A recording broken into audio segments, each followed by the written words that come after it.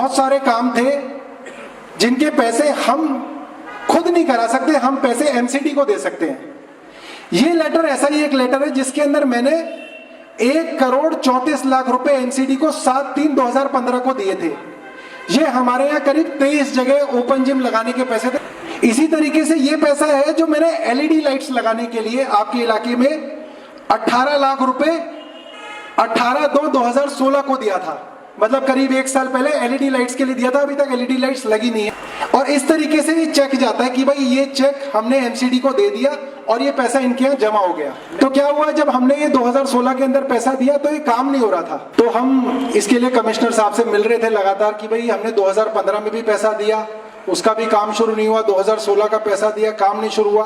तो मैं अप्रैल के अंदर कमिश्नर साहब से मिला एमसीडी के, और मैंने बोला जी हमारा काम नहीं शुरू हो रहा। तो उन्होंने बोला ठीक है जी, अगली बार शुरू होगा, 1 आध महीने रुक जाओ। फिर कमिश्नर साहब ने कहा जी ऐसा है, आप ना मेरे पास मीटिंग करने मत आया करो, क्योंकि मैं आपसे मीटिंग करता हूँ 20-25 अफसरों को बुलाता हूँ ऊपर से लेकर नीचे तक। तो जो नीचे वाले अफसर है ना, वो नीचे काउंसलर साहब को बता देते हैं, जैसे अपने कसाना जी हैं यहाँ पे। फिर ये फोन करके कहते हैं जी कि आप क्यों विधायक को एंटरटेन कर रहे हो, आप क्यों विधायक को यहाँ पे बुलाते हो। तो कह रहे जी मेरे ऊपर फिर प्रेशर बनता है, तो आप मत आओ, मैं आपके काम वैसे ही करा दूंगा। हमने कहा चलो जी, कमिश्नर साहब हैं, आईएएस ऑफिसर हैं सीनियर पुनीत गोयल जी, काम करा देंगे। ऐसे ही 1-2 महीने और निकल गए। तो अगस्त तक मुझे लगा कि यार मेरे कामों को तो 1.5 साल हो गया पैसा दिए हुए, इन्होंने काम तो शुरू नहीं किया, तो क्या करें। तो मैंने विधानसभा के अंदर क्वेश्चन लगाए कि जी मेरे को एमसीडी को दिए हुए कई दिन हो गए, मेरे काम अभी तक शुरू नहीं हुए, उसका क्या कारण है।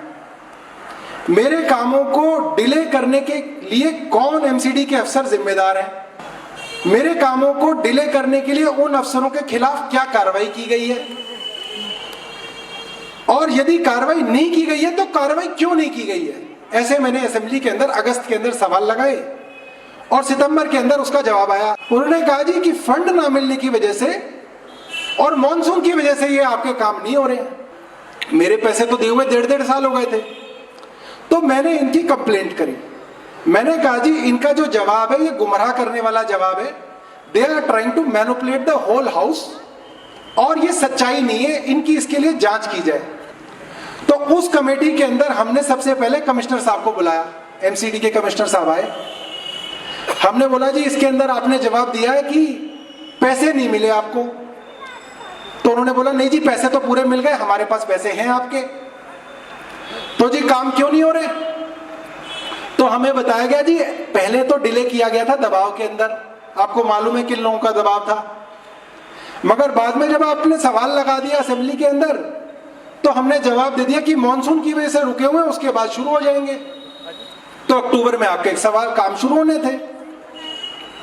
तो जब अक्टूबर में आपके काम शुरू होने थे तो सारे के सारे काउंसलर मिल गए, मतलब उसमें हमारे कसाना जी भी हैं और यहाँ के बाकी बीजेपी के भी काउंसलर हैं, मीनू पवार हैं, सुनीता गुलैया हैं, केसी तनेजा हैं, वीरेंद्र कसाना जी हैं। इन सब ने मिलकर एक षड्यंत्र किया और इन्होंने अपने हाउस के अंदर एक रेजोल्यूशन पास किया। उस रेजोल्यूशन की कॉपी पे हम आते हैं। ये रेजोल्यूशन एमसीडी के लोगों ने पास किया और हाथ उठा के इन्होंने कहा जी हम सारे काम करेंगे मगर एमएलए फंड के काम नहीं करेंगे। ये एक रेजोल्यूशन नंबर 193 है इनका, जिसमें इन्होंने कहा कि बच्चों के झूले लगेंगे मगर विधायक फंड से नहीं लगेंगे। इसमें इन्होंने कहा कि एलईडी लाइट लगेंगी मगर विधायक के फंड से नहीं लगेंगी। मैं पढ़ के सुनाता हूं। No LED lights should be installed and replaced on the roads and streets under the jurisdiction of MCD by utilizing MLA fund.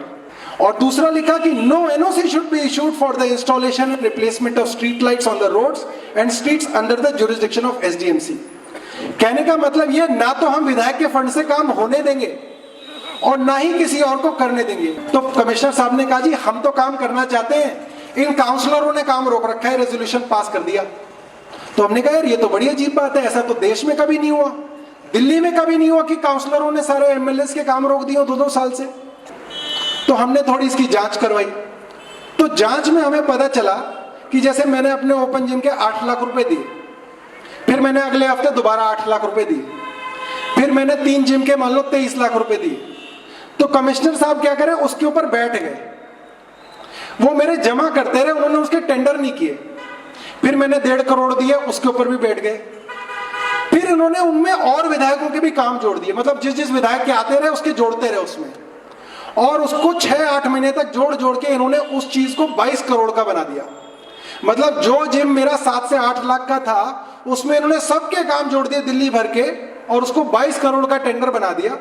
और फिर बोला जी मेरी जो पावर है कमिश्नर की वो तो 5 करोड़ ही है, और मेरी पावर से तो बाहर हो गया। तो अब ये काउंसलरों के पास जाएगा, उनकी पावर के अंदर आ जाएगा, और वो हाथ उठा के उसको आपको तो मालूम ही है, वो तो चाहते ही नहीं हमारे काम हो, और उन्होंने वो सारे के सारे काम एमएलए के रोक दिए। तो हमारी कमेटी ने रिपोर्ट बनाई कि जी ये पूरा का पूरा षड्यंत्र है। ये कमिश्नर साहब इतने भोले भाले नहीं है जितने दिख रहे हैं।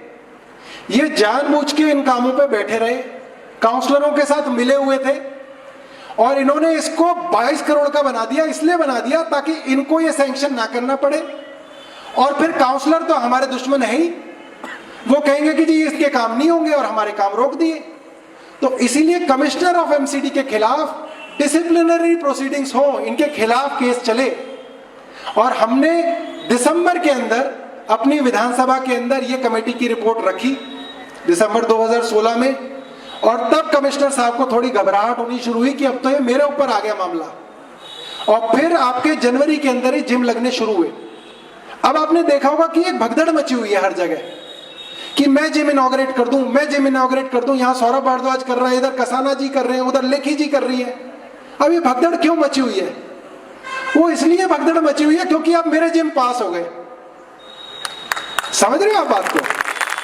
अब इनको ये लग रहा है। अब मैं किसी से पूछ रहा था अफसर से, मैंने कहा एक बात बताओ, पैसे तो इनके पास भी हैं, इनको क्या परेशानी है? ये भी जिम लगवा ले, मैं भी जिम लगवा रहा हूं। अब इलेक्शन है अप्रैल में, तो कसाना जी तो अब लगवाएंगे ना जिम।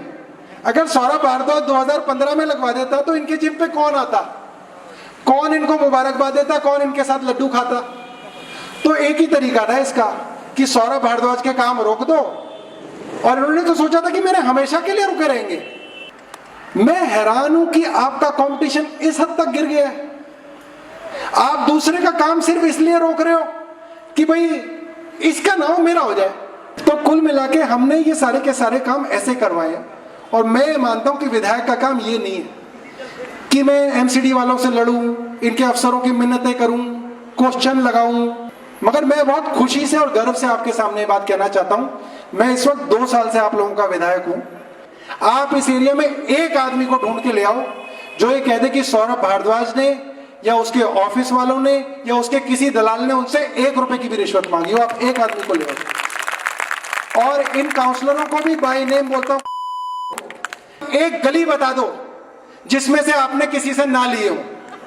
सिर्फ एक गली बता दो, कोई एक मोहल्ला बता दो, क्योंकि ये मोहल्ला है जी जिसमें से मैंने किसी से नहीं लिए।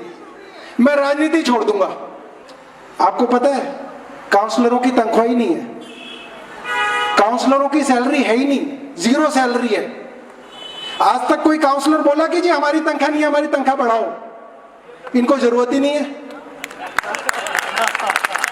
है ना, इन्हें जरूरत ही नहीं है। अच्छा अब एक बात बताओ, आपने कोई आदमी देखा है जिसने इतनी तरक्की की हो कि पहले तो स्लम में रहता हूं, फिर एलआईजी आया हूं, फिर एलआईजी से अरावली पहुंचा हूं, फिर अरावली से सीआर पार्क पहुंच गया हूं? मतलब इतनी तरक्की, मतलब जनता फ्लैट से फ्लैट, फ्लैट से एलआईजी, एलआईजी से फ्लोर, फ्लोर से कोठी। अच्छा एक बात बताओ, कितने लोगों के पास ऑडी है? हाथ खड़ा करके दिखाओ, है किसी के पास? चलो कोई बात नहीं। अच्छा किसने अपनी बेटी को दहेज में ऑडी दी है? एक आदमी ने दी है अपनी बेटी को दहेज में ऑडी, और उसको तनख्वाह भी नहीं मिलती। अब पूछोगे पैसे कहां से आते हैं जी? मैं तो वैगनआर में ही चल रहा हूं। तो मैं आपको सिर्फ यही बताने आया हूं कि दोस्तों मैं अपने वादे पे कायम हूं, और हम डरते किसी से नहीं है।